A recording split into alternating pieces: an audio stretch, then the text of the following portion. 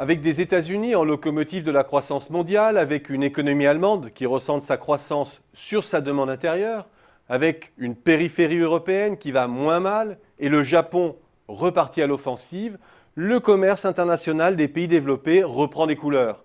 Et l'industrie française pourrait bien y trouver son compte. Et dans son sillage, notre commerce extérieur. Non que les produits finis français, ceux de la cosmétique, du luxe, du transport, de l'agroalimentaire, trouvent en Europe ou aux États-Unis un nouvel Eldorado.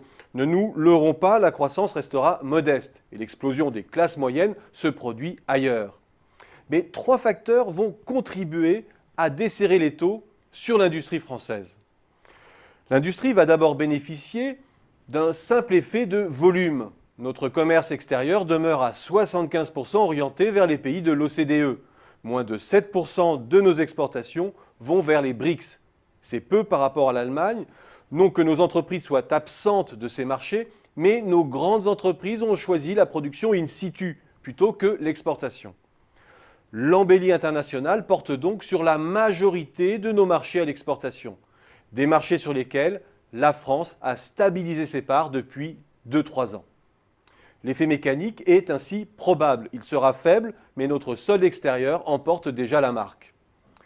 Ensuite, au-delà de cet effet volume, il y a un effet prix. Cet effet sera certainement le plus salvateur pour nos exportateurs.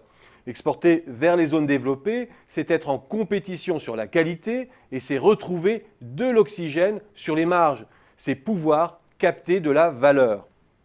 Troisièmement, il y a le rééquilibrage du commerce intragroupe. Précisons, le commerce à l'intérieur des groupes, c'est un quart de nos exportations.